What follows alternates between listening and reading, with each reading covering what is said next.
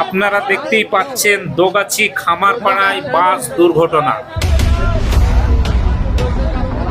করিমপুর থেকে বহরমপুর যাওয়ার পথে দুর্ঘটনা। দোগাছি খামারপাড়ায় ছাগল ছিল রাস্তার মাঝে, ছাগল বাঁচাতে গিয়ে বাস ডাইন দিকে করতে গিয়ে ছাগলও চলে গেছিল ডাইন দিকে দিয়ে, একবারে নামিয়ে দিয়েছে।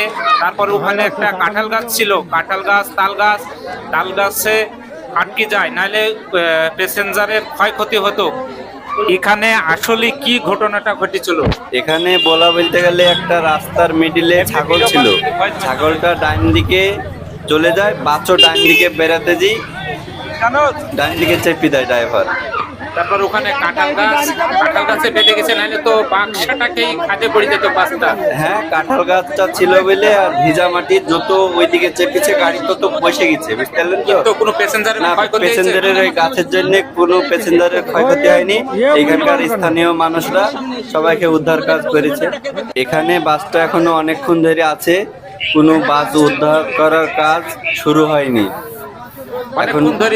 অনেকক্ষণ ধরে পড়ে আছে, এখনো বাস উদ্ধার করার কাজ শুরু হয়নি। ড্রাইভার খালাসি কাউকে দেখা যাচ্ছে না। প্রশাসন এসে রাস্তা ক্লিয়ার করছে। হ্যাঁ, প্রশাসন এসে রাস্তা ক্লিয়ার করছে। প্রশাসনের লোক এখানে উপস্থিত আছে। এখন রাস্তায় দেখা যাচ্ছে বালি পাথর পালা দেওয়া রয়েছে, তারপরে ছাগল আছে, তার জন্য বেশিরভাগ অ্যাক্সিডেন্ট হচ্ছে।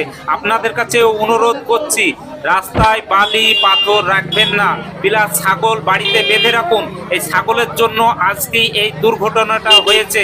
ভালোই যে কাঁঠাল গাছটা ছিল তাই বাসটা খাদে উল্টে যায়নি, তাহলে অনেক ক্ষয়ক্ষতি হতো।